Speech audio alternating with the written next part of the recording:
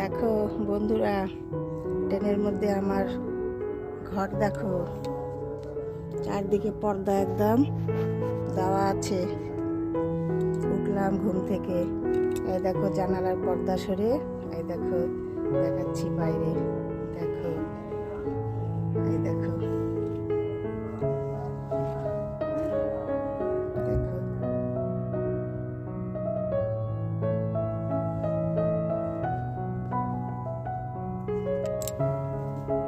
পর্দা লেগে দিলাম।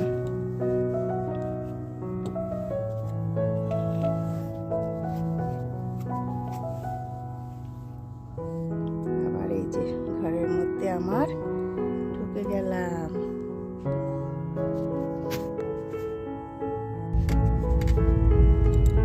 ভীষণ কুয়াশা, দেখো একদম কিছু দেখা যাচ্ছে না, এত কুয়াশা পড়েছে। গুড মর্নিং বন্ধুরা, কেমন আছো সবাই? আশা করি ভালো আছো। আমরাও ট্রেনের মধ্যে ভালো আছি। ব্লগটি এখান থেকে স্টার্ট করে দিলাম, দেখতে থাকো, আশা করি ভালো লাগবে। দেখো একদম এত কুয়াশা, কিছুই দেখা যাচ্ছে না, প্রচণ্ড কুয়াশা পড়েছে। তো আমার এই ঘুরতে আসার জার্নিতে বন্ধুরা আমি ছোট ছোট মিনি ব্লগস দেব।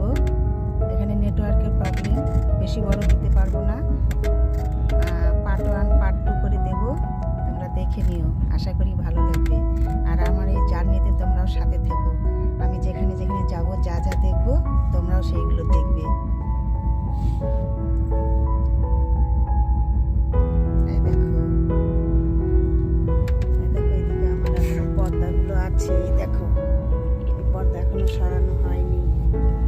এই যে আমি ট্রেনের 2 টায়ারে যাচ্ছি, দেখো খুব কুয়াশা পড়েছে।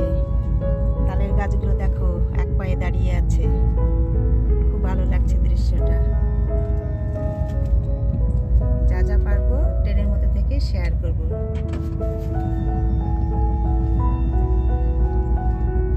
চলো আমার সঙ্গে, তোমরাও যেখানে আমি যাব সেখানে তোমরাও যাবে।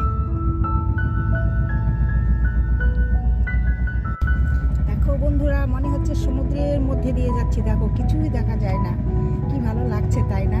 ট্রেনের মধ্যে সমুদ্র পেয়ে গেলাম, দেখো একদম সাদা হয়ে গেছে, দেখো দেখো প্রচণ্ড সাদা, শুধু গাছগুলো একটু একটু বোঝা যাচ্ছে, সমস্তটাই সমুদ্র হয়ে আছে। দেখো খুব সুন্দর লাগছে সিনারিগুলো দেখতে, দেখো খুব ভালো লাগছে। তোমরাও দেখো, আমি এনজয় করছি, তোমরাও করো আমার সাথে সাথে। দেখো বন্ধুরা, নদীটাতে জল নেই, অনেক বড় নদী, অল্প জল আছে এই দিকটায়। দেখো এই দেখো, এই দিকটায় একটু অল্প অল্প জল আছে, এই দিকটা শুকিয়ে গেছে, অনেক বড় নদীটা। এখন নদীর উপরে আমরা পার হচ্ছি, ব্রিজ। দেখো মনে হচ্ছে না যে সমুদ্র উপরে যেমন জাহাজ চলে, সেরকম আমার ট্রেনটা মনে হয় দূর দিগন্তে ছুটে চলেছে সমুদ্রের উপর দিয়ে, এরকম লাগছে। দেখো কি ভালো লাগছে। তো একটু তোমাদের সঙ্গে গল্প করি। আমরা না যেখানে যাচ্ছি, কালকে থেকে তো বলছি যে বলবো কালকে বলবো, আমরা যাচ্ছি দিল্লিতে। আমি দিল্লিতে গিয়েছিলাম 2003-এ। দিল্লিতে গিয়ে আমরা 1 মাসের ট্যুরে বেরিয়েছিলাম, তখন 1 মাস থেকে ওই দিকটা সম্পূর্ণ কভার করে এসেছি। দিল্লি, পাঞ্জাব, অমৃতসর স্বর্ণ মন্দির, তোমাদের হচ্ছে সিমলা, কুলু, মানালি, আগ্রা, বৃন্দাবন, মথুরা, মানে দিল্লিতে যতগুলো আছে দেখার সবগুলো কভার করে এসেছি। 1 মাসের ট্যুরে গিয়েছিলাম তখন। সেই বিগত এই 20 বছর পর আবার আমরা যাচ্ছি আজ, খুব ভালো লাগছে। এই 20 বছরে কি কি পরিবর্তন হয়েছে এটাই দেখার মজা। অনেক কিছু তো পরিবর্তন হয়ে গেছে, এটাই আর কি দেখা। তো এতদিন পর যাচ্ছি, সেই 20 বছর আগের কীরকম ছিল, এখন কীরকম হয়েছে, এইগুলোই আমিও দেখবো, আমাদের সঙ্গে সঙ্গে তোমরাও দেখবে, সাথে থাকবে, আশা করি ভালো লাগবে। চলো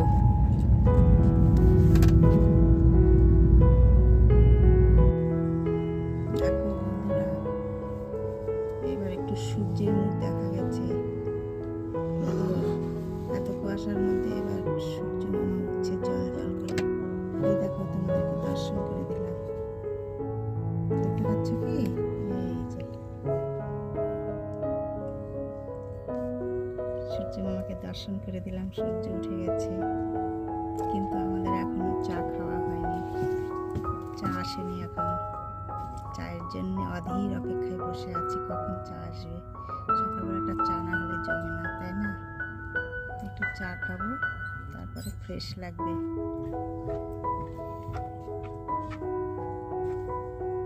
দাঁড়িয়ে আছে ট্রেন, দেখো সামনে মনে হয় কোনো ট্রেন পাস হবে, তার জন্য দাঁড় করাই রেখে দিয়েছে। এ দেখো আমার সামনেকার পর্দা এখন এই যে সরেনি, আছে পর্দা টাঙ্গানো, জানালার পর্দা সরিয়ে দিয়েছি। এই যে চলো কখন চা আসে দেখি, যদি চা পেয়ে যাই দেখাবো তোমাদের চা। চলো দেখো বন্ধুরা, চা পেয়ে গেছি। এই দেখো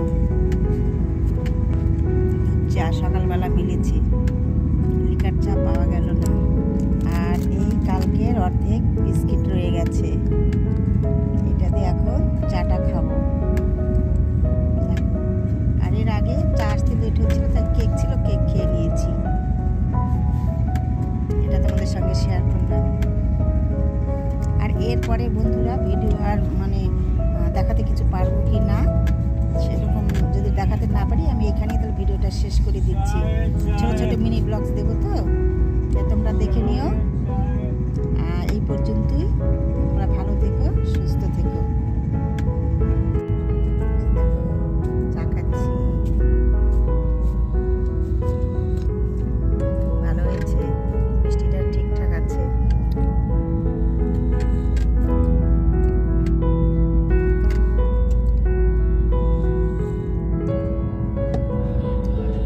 তোমরাও চা খাও। चाय हाँ भैया দেখো ব্রেকফাস্ট চলে এসেছে, পুরি সবজি।